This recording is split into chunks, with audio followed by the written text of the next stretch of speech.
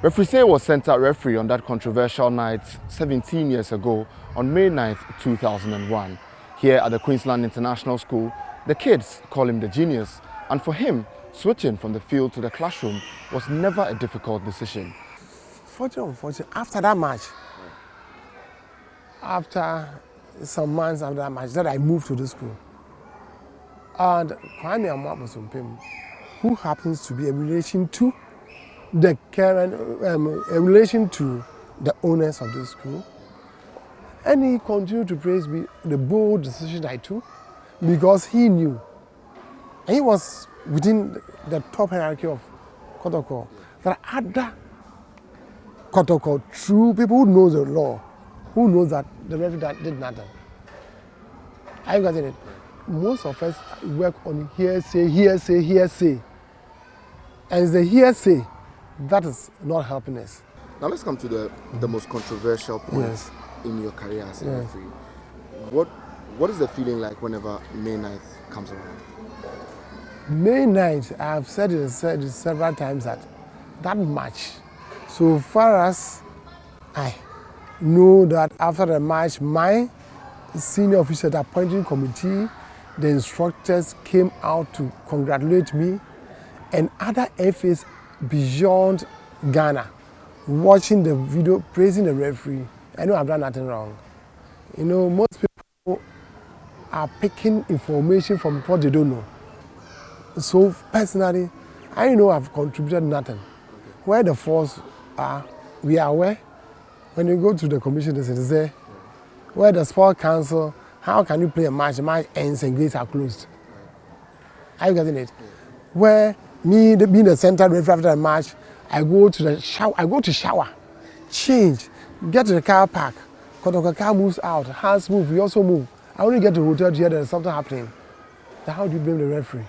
For me, May 9th, I've done what I have to do. I did the right thing. And because I've already said that there are a lot of people who are ignorant of the law. Yeah. And that's one of them. So there's no sense of guilt for you? No. I've done nothing wrong. But there are a cross-section of Asante Kotoko fans who have put the blame on your head that you caused it to happen and you were the main factor or the main reason why the violence broke out and all of that. I mean, you might have not spoken emphatically about it. That's why we are here. Unfortunately, after that match, after some months after that match, that I moved to the school. And Kwame Amwabosumpem, who happens to be a relation to the current, a relation to the owners of the school, and he continued to praise me the bold decision I took because he knew, and he was within the top hierarchy of Kotoko, that other Kotoko, true people who know the law, who knows that the referee did nothing. Are you getting it? Most of us work on hearsay. And it's the hearsay that is not helping us. I think I have to tell the story as it appeared and to help you. Exactly. That fateful day, we were 3 center referees appointed. We had 2 assistants from Cape Coast. That is the Atta brothers. When we got there, as sometimes happens, as referees we ballot for matches that people have controversies. So I personally, even the match was played on Wednesday. My head minister called me on Tuesday that I have a match at Accra to come. I was then at Archbishop Potter Girls Secondary School. My head minister called me, okay, I'll go. And instead of me even traveling that Tuesday, well, I wasn't ready for the Tuesday. I left Wednesday morning straight to meet my team. We went for the pre-match at 11. We got to the stadium at 10. As at 10 o'clock, the stadium was full. In the morning? In the morning, it was full. Amazing. And that time, those days, they sell alcoholic beverages inside the stadium. Right. And at the pre-match, it was decided that the match will be played at 5. Some of us felt, if the stadium was full, why the 5? But so far as the decision has been taken by the top, all that we want is the match commissioner gives us a go-ahead officiate. And so, at 11, around 11:30, the pre-match was over. We went to our hotel, back to our hotel. But as we were moving, it started raining. So most of the fans moved into those spots where people had good time there. We came back to the stadium. Personally, we got back to the stadium at 2:30. To our dress, usually as referees, we have our own tidbits, we plan, we strategize. 5 o'clock we started the match. And the match, as it was played, people said that my assistant raised the flag. Yes, he did. But for a different infringement. The infringement was for the same attacker. And they have the advantage. But the loss of the game, what do? You play on. I played him on. He brought his flag down. And where this gentleman moved to pick his ball had nothing to do. By law, perfect. He picks the ball, scores. Yeah, some people made noise. It ended. We continued the game. And the match itself, Kotoko were the first team to score. When that ball was scored by Ajay, what's his name? The ball, as soon as the ball crossed the line, I didn't even allow you to touch it.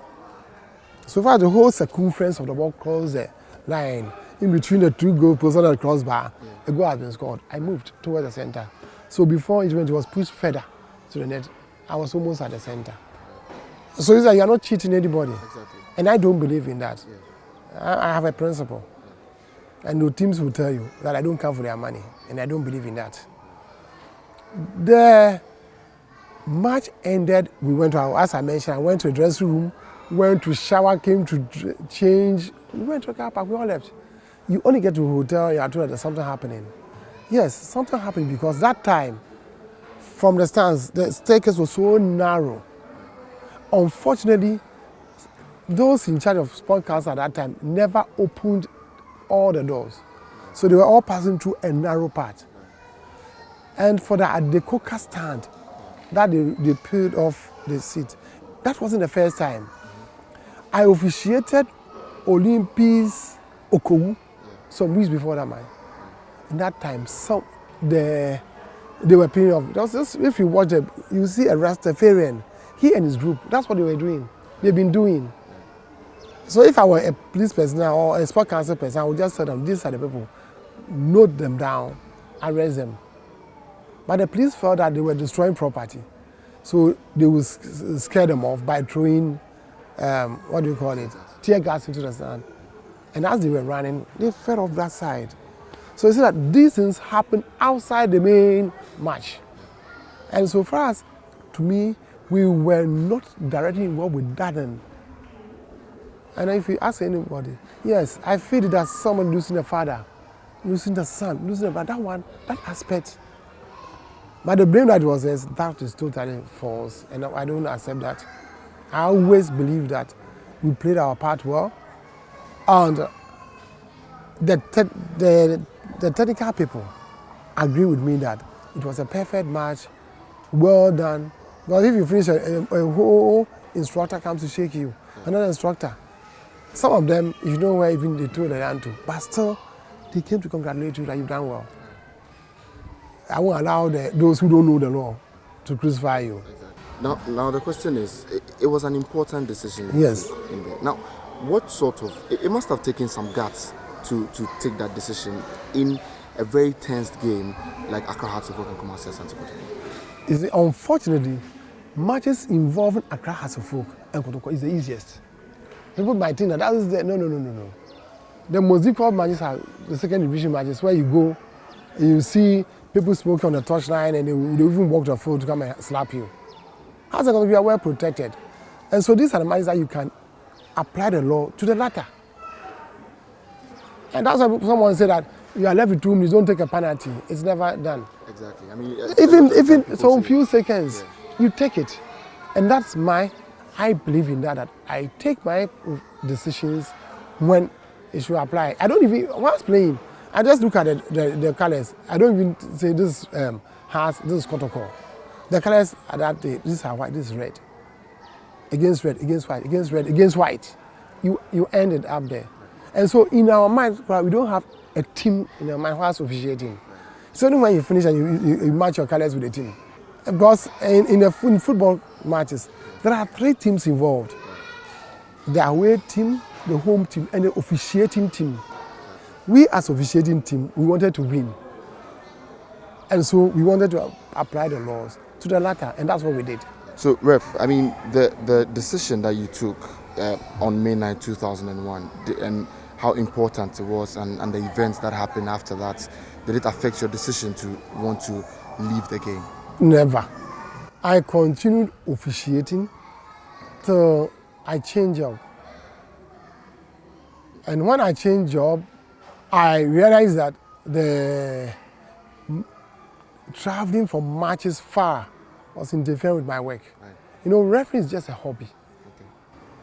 And my permanent job is so important. But referee, you just go, that match, you are given allowance and it's over. Right.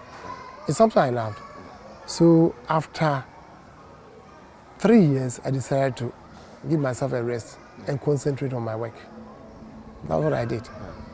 Now, have you been able to watch football matches, especially Accra Hearts of Oak and Kumasi Asante Kotoko games since that fateful day? Yes, I do. Okay. I watch Hearts and Kotoko.